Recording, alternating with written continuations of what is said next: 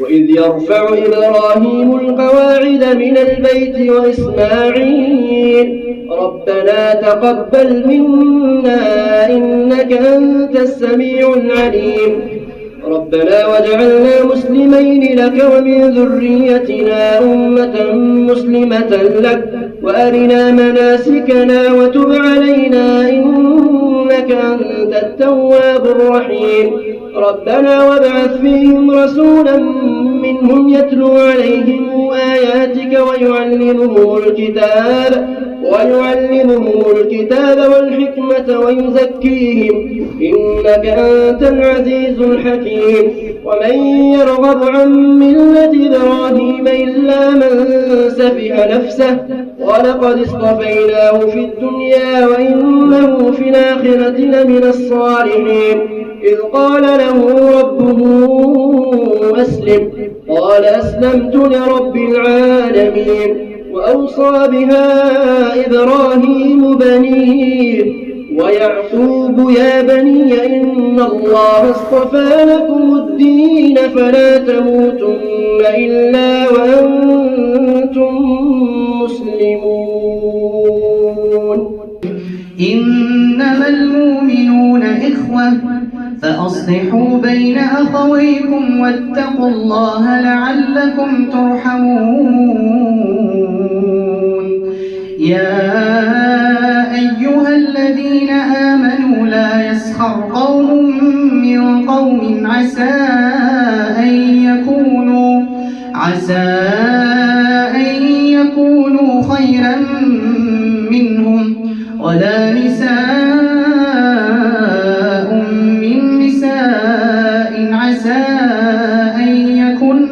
خيرا منهم ولا تلمزوا أنفسكم ولا تنابزوا بالألقاب بئس الاسم الفسوق بعد الإيمان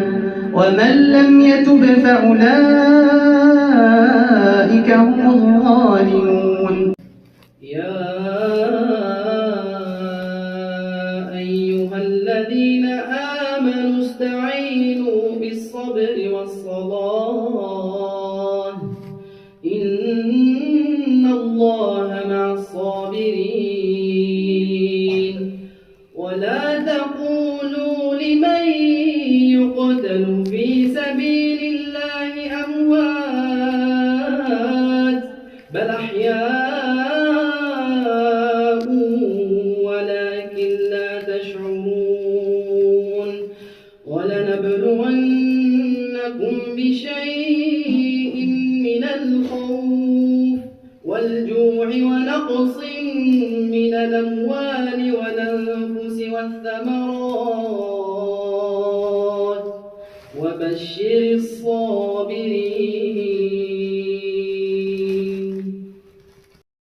يا أيها الذين آمنوا إنما المشركون نجس فلا يقربوا المسجد الحرام بعد عامهم هذا وإن خفتم عيلة فسوف يغنيكم الله من فضله إن شاء إن الله عليم حكيم قاتلوا الذين لا يؤمنون بالله ولا باليوم الآخر ولا يحرمون ما حرم الله ورسوله ولا يدينون دين الحق من الذين أوتوا الكتاب حتى يعطوا الجزية عن يد وهم صاغرون وقالت اليهود عزير بن الله وقالت النصارى المسيح ابن الله ذلك قولهم بأفواههم يضاهون قول الذين كفروا من قبل قاتلهم الله أنى يؤفكون اتخذوا أحبارهم ورهبانهم أربابا من دون الله أربابا من دون الله والمسيح ابن مريم وما أمروا إلا ليعبدوا إلها واحدا سبحانه عما يشركون يريدون أن يطفئوا نور الله بأفواههم ويابى الله إلا أن يتم نوره ولو كره الكافرون هو الذي أرسل رسوله بالهدى